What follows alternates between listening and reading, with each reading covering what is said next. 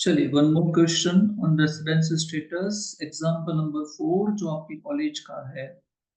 ठीक है, क्या है समझते हैं सर। एक्स इंडियन सिटीजन है, lives India for the first time, पहली बार ही इंडिया के बाहर गया है सर। कब गया? 20 सितंबर 2020 को गया, है ना। कब गया बताओ?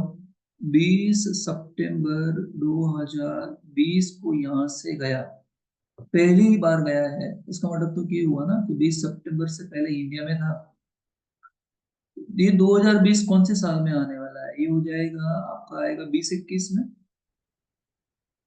2021 में, तो 2021 में क्या था? अप्रैल, मई, जून, जुलाई, अगस्त, सितंबर, अक्टूबर। सितंबर तक ही भाई, अप्रैल, मई, जून, जुलाई, अगस्त एंड सितंबर, है ना। यहां तक तो इधर ही था ना, है ना। पहली बार 20 सितंबर 2020 को यहां से गया, मतलब सितंबर से पहले यहाँ होगा। मतलब अप्रैल, मई, जून, जुलाई, अगस्त, सितंबर में यहाँ पे होगा। समझ रहे हो ना। तो अप्रैल में कितने दिन? 30, मई में 31, जून में कितने? 30, जुलाई में कितने? 31, अगस्त में कितने? 31, और सितंबर की 20 तारीख को गया, मतलब यही कंसिडर किया जाएगा। समझ में आया? इसका मतलब इसका टोटल हो जाएगा 173 डेज। इसका मतलब 2021 में वो 173 डेज था, यहां से गया। फिर क्या हुआ? For the purpose of employment, याद रखना कोई भी इंडियन सिटीजन अगर एम्प्लॉयमेंट पर्पज के लिए जाता है तो एक्सेप्शन कंडीशन में आ जाता है। कंडीशन कुछ ऐसी थी कि 182 डेज यहाँ पे होना चाहिए रेसिडेंट होने के लिए, का तो इससे ज्यादा होना चाहिए, और 60 एंड 365 डेज होना चाहिए। 60 डेज रिलेवेंट प्रीवियस में होने चाहिए, और 365 डेज 4 इयर्स में होने चाहिए। बट फिर इसके एक्सेप्शंस थे, इसके एक्सेप्शंस थे।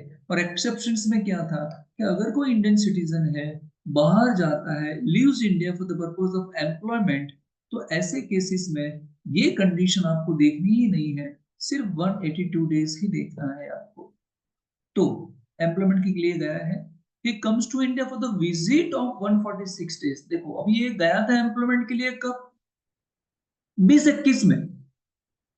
एम्प्लॉयमेंट के लिए गया था 2021 में, तो 2021 में आपको 182 डेज देखने थे।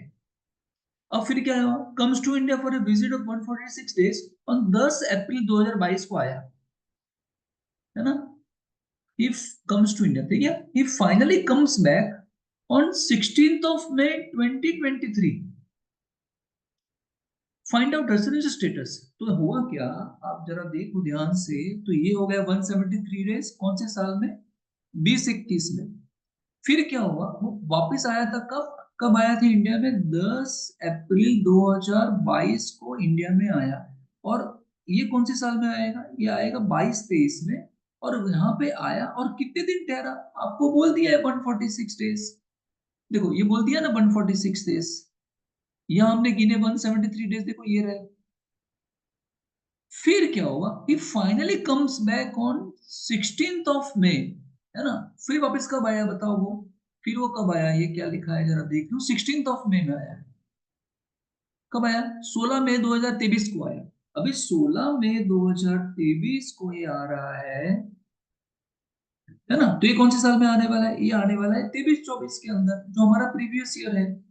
तो मई में 16 तारीख को आया, मतलब 16 तारीख यहाँ गिनी जाएगी।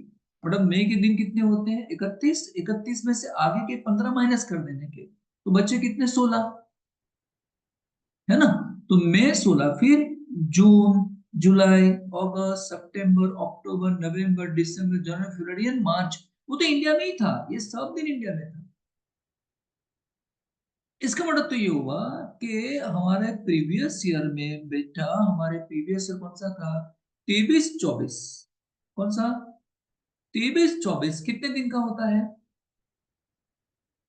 में आगे कितने दिन गए? 14 दिन चले गए, 15 दिन चले गए, कितने बाकी बचे? नहीं नहीं, एक मिनट, उतावड़ मत कर भाई। ठीक है, क्या है, क्या कर रहे थे? कौन सा प्रीवियस ईयर सर हमारा? 23-24। 23-24 में मई को आया, मतलब अप्रैल में यहाँ नहीं था, और मई की 15 तारीख तक नहीं था। तो इसके दिन कितने हो गए? 30। और 6 कितने हो गए 15। टोटल दिन कितने होने वाले 365, उसमें कितने चले जाएंगे 45, कितने बच्चे 320। समझ में आया? इसका मतलब क्या, 23-24 में 320 डेज ही था। हेलो, देखो एक बार फिर से फटाफट, 21-22 में पहली बार गया यहाँ छोड़ के, तो इंडिया में 173 डेज था। अब जब कोई एम्प्लॉयमेंट के लिए जाता है तो आपको 182 डेज देखना होता है, बट वो 21-22 में देखना था 182। अभी तो कौन सा चल रहा है 23-24 चल रहा है, और 23-24 में यहाँ पे विजिट के लिए आ रहा है। अगेन अगर आप विजिट के लिए आ रहे हो, he finally comes back on sick and find out, okay, he finally comes back on 16th of May 2023। अच्छा, जब इस साल में आया ना, तो ऐसा बोला नहीं है कि इंडियन सिटीजन यहाँ पे विजिट के लिए आया है कि नहीं, तो हम मान लेते हैं कि यहाँ फाइनली आ गया होगा, ठीक है ना। मान लो अगर विजिट के लिए भी आप मानते तो 182 डेज होते, और मान लो अगर फाइनली यहाँ पे आ गया, विजिट के लिए नहीं आया, अभी यहाँ पे इंडिया में ही आ जाएगा, बाहर नहीं जाएगा, तो अगेन 182 डेज में आ जाएगा वो। 320 डेज तो हो ही रहा है वैसे भी, 182 डेज ज्यादा ही है। तो यहाँ तो क्या हो जाने वाला है सर, रेसिडेंट हो जाएगा। यहाँ 146 में है ना, नन रेसिडेंट होगा, क्योंकि यहाँ पे विजिट के लिए आ रहा था, तो यहाँ पे एटलीस्ट 182 होने चाहिए थे, जो नहीं हो रहा है। फिर यहाँ 173 था, तो अगेन 182 नहीं हो रहा है, तो नन रेसिडेंट। और इससे पहले तो इंडिया में ही था, समझ रहे हो ना। तो ऐसे केसेस में हो क्या रहा है, हो ये रहा है पिछले 10 सालों में 2 साल वो आर हो रहा है, और पिछले 7 सालों में 730 डेज हो रहे हैं, तो क्या हो जाएगा, resident and ordinary resident. 320 days के लिए आ गया तो रेसिडेंट हो गया। Beside he is in India for 2145 days, है ना, तो ऐसे केसेस में क्या हो जाएगा, रेसिडेंट एंड ऑर्डिनरी रेसिडेंट हो जाएगा। सिंपल है। चलिए एग्जाम्पल भी यहाँ पे खत्म हो जाता है।